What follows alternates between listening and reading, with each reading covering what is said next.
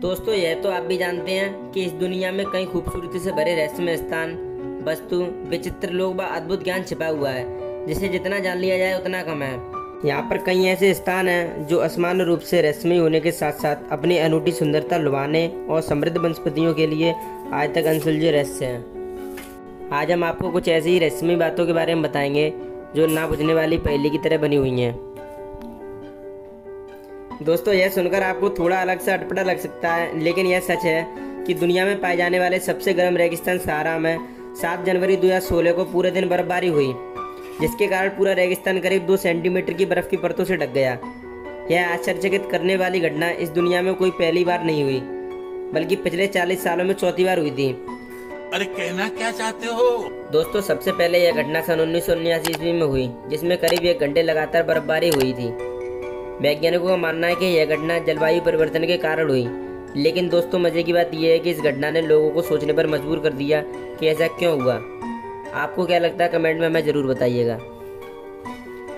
दोस्तों यह बात जानकर आप आश्चर्यचकित जरूर होंगे कि माइक्रोसॉफ्ट के मुख्य कार्यालय को वाशिंगटन में स्थित एक ऐसे कमरे में निर्माण किया गया था जो दुनिया का सबसे शांत स्थान है, जहाँ किसी भी तरह की कोई आवाज़ नहीं सुनाई देती है, और इसकी इस उपलब्धि के चलते इस कमरे को गिनीज वर्ल्ड रिकॉर्ड में भी शामिल किया गया है।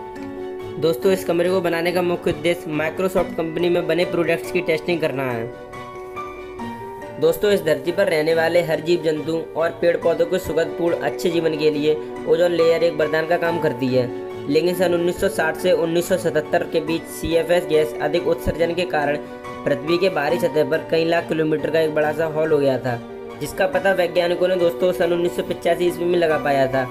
और तब से पृथ्वी के रक्षा कवच को बचाने के लिए सन 1987 में मटेरियल प्रोटोकॉल के तहत 43 देशों के बीच एक समझौता भी हुआ था, जिसका फायदा अब दिखाई देने लगा है। यूनाइटेड स्टेट अमेरिका की 2018 की एक रिपोर्ट में इस बात का अनुमान लगाया गया है कि आने वाले अगले 50 सालों में धरती की रक्षा कवच ओजोन लेयर पूरी तरह भर जाएगी। दोस्तों ये तो आप सभी जानते होंगे कि धरती पर लगभग 70% पानी है, लेकिन अब इस 70% पानी में 96% खारा पानी है जो पीने योग्य नहीं है। ये बहुत कम लोगों को ही पता है। यूनाइटेड स्टेट्स के एक जियोलॉजिकल सर्वे के अनुसार बाकी बचा 4% मीठा पानी है जो पीने योग्य है। अब इसमें भी 69% भाग बर्फ है, जो आप ग्लेशियर और स्नो के रूप में भी देख सकते हैं। दोस्तों सोचने की बात यह है कि इस 4% पानी में भी 69% निकाल दो, फिर भी हमारे पास कितना सारा पानी आता है, और उसमें से कितना हम वेस्ट कर देते हैं। तो सोचो इस पूरी धरती पर कितना पानी होगा। दोस्तों 70% के हिसाब से देखें तो यानी सबसे मुख्य चीज़ पानी है और कुछ नहीं। दोस्तों आप इसके बारे में क्या सोचते हैं, हमें कमेंट में ज़रूर बताएं। दोस्तों सांता क्रूज डेल इजोल्ट एक ऐसा द्वीप है जो सबसे ज़्यादा आबादी वाला द्वीप कहा जाता है। इस 2 फुटबॉल मैदान जितने द्वीप में करीब 1200 लोग, 97 घर, एक स्कूल, 4 मुख्य गलियाँ और 2 छोटी दुकानें भी शामिल हैं। यहाँ पर किसी के पास किसी भी प्रकार का कोई वाहन नहीं है और ना ही किसी के पास कोई बिजली व्यवस्था है। दोस्तों यहाँ पीने के पानी को कोलंबियन नेवी द्वारा लाया जाता है, पर यहाँ के लोगों के लिए इतना पानी पर्याप्त नहीं होता है। यहाँ महिलाएं पानी की पूर्ति के लिए खारे पानी वाले कुएं से कपड़े धोती हैं। इस द्वीप में रहने वाले लोगों की आमदनी मुख्य रूप से फिशिंग व टूरिज्म से आती है। दोस्तों पानी और बिजली न होने के बाद भी यहाँ के लोग खुशहाल भरा जीवन जीते हैं। दोस्तों दुनिया में सबसे ज़्यादा घूमने वाले या पर्यटन स्थल के शहर की बात करें तो फ्रांस नंबर 1 पर है। फ्रांस शहर की खूबसूरती पेरिस शहर के अलावा दिल्ली, टूलोज, स्ट्रासबर्ग, लियोन जैसे शहर पर्यटकों का मुख्य आकर्षण केंद्र है। दोस्तों फ्रांस की GDP का 9% हिस्सा यहाँ पर आने वाले टूरिस्ट से आता है, जिसमें 65% यहाँ के नागरिक और 35% दुनिया के कोने कोने से आने वाले पर्यटक होते हैं। टूरिस्ट से फ्रांस के 25 करोड़ लोगों की नौकरी जुड़ी हुई है। दोस्तों क्या आप भी कभी फ्रांस की खूबसूरती देखने के लिए गए हो? दोस्तों डोर टू हेल या जिसे हम नरक का दरवाज़ा भी कह सकते हैं, जो कि तुर्कमेनिस्तान के दरवेजे गांव में स्थित है। दोस्तों तुर्कमेनिस्तान में 70% एरिया डेजर्ट है। धरती में बना एक गड्ढा और उस गड्ढे में धधकती आग, ये आग अब तकरीबन 50 साल से जल रही है। दोस्तों दुनिया इसे नरक का दरवाज़ा के नाम से भी जानती है। काराकोरम रेगिस्तान में बना ये विशाल गड्ढा दरअसल जमीन के अंदर प्राकृतिक गैस के ब्लास्ट से पैदा हुआ है। दरवेजे गाँव का यह डेजर्ट एरिया एक प्राकृतिक संसाधनों से परिपूर्ण है।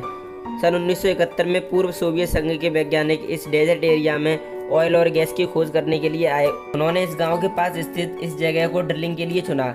ड्रिलिंग शुरू करने के कुछ समय बाद वह जगह ढह गई और जिसमें 230 फीट चौड़ा और 65 फीट गहरा गड्ढा बन गया, दोस्तों इस गड्ढे से मीथेन गैस निकलने लगी।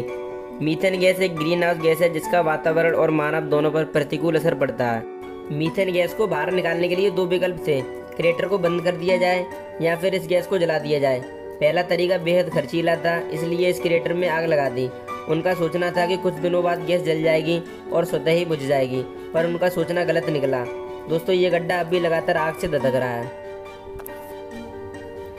दोस्तों दक्षिण अमेरिका में अर्जेंटीना के जंगलों में क्लोरोफॉर्म ट्री, जिसे खून पीने वाले पौधे के नाम से भी जाना जाता है, जिसकी छाया में अगर कोई व्यक्ति सो जाए तो यह पेड़ अपनी नुकीली टहनियाँ उसके शरीर में चुभोकर सारा खून पी जाता है। ऐसे ही कुछ नरबच्छी वृक्ष जावा और सुमात्रा के समुद्री तटीय जंगलों में पाए जाते हैं। दोस्तों इन्हें मैन ईटर ट्री के नाम से भी जाना जाता है। जब कोई जीव जंतु इन वृक्षों के नीचे आ जाते हैं तो पेड़ की टहनियाँ चारों ओर से उसे अपने शिकंजे में जकड़ लेती हैं। जब जीव दम घुटने के बाद मर जाता है तो ये टहनियाँ वापस ऊपर उठ जाती हैं। दोस्तों सन 1988 के समय में लंदन में एक सीरियल किलर का बहुत ज़्यादा खौफ था। यह किलर वेश्या महिलाओं की हत्या करता था, लेकिन वह हत्या भी बहुत खौफनाक तरीके से करता और महिलाओं का अंदरूनी अंगों को भी निकाल लेता था। सन 1988 से 1991 के बीच दर्जनों महिलाओं की हत्या हुई थी, लेकिन सन 1988 में हुई 5 हत्याओं में सबसे ज़्यादा समानताएं थीं।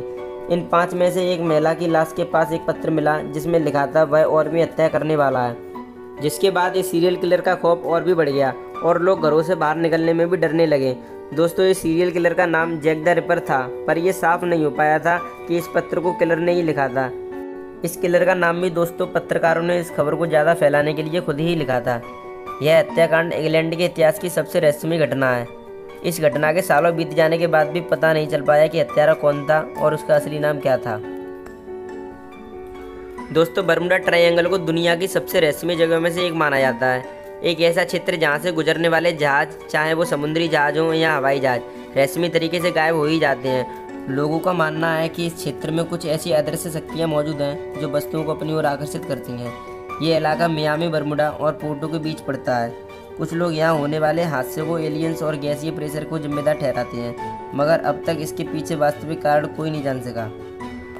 दोस्तों अगर वीडियो पसंद आई हो तो वीडियो को लाइक और चैनल को सब्सक्राइब करना ना भूलें।